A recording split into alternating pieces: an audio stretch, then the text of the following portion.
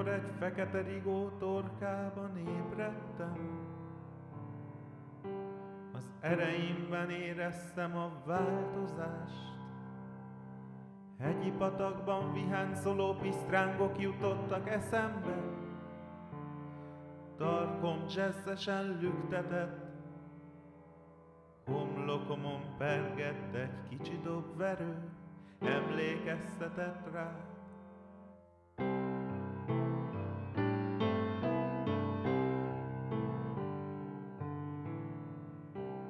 A napon, amikor egy fekete rigó torkában ébredtem, lefotóztam a bal lábfejem. Akkora, mint egy megkelt tészta, elküldtem Messengeren. Képtelenség elindulnom, ha átjössz, ez vár rád.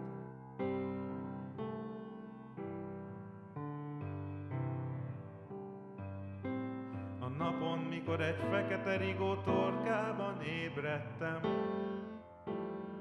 magam elé idéztem az útvonalat az egyik nyárfánkig, nem mintha a miénk lenne, mégis kibéreltünk alatta néhány pillanatot.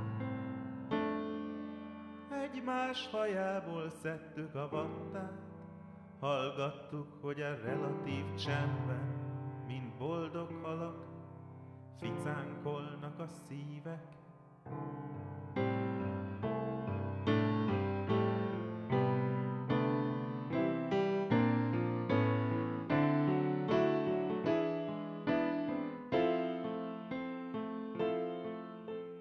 Napon, amikor egy fekete rigó torkában ébredtem, dallammá vált a kulcs a zárban.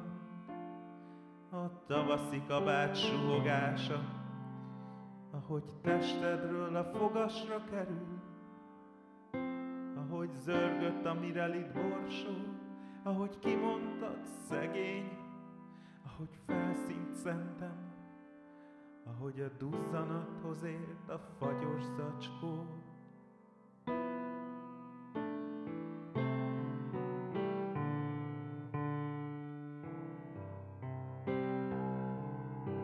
A napon, mikor egy fekete rigó torkában ébredtem, észrevettem valami fehéret a hajadban, de nem nyárfa vatta volt, mint egy kiradírozott emlék. Bámultam a foltot, mint a csend, a rigó két szerelmi vallomása között. Hallgattam, ahogy őszülsz a napon. Amikor egy fekete rigó torkában ébredtem,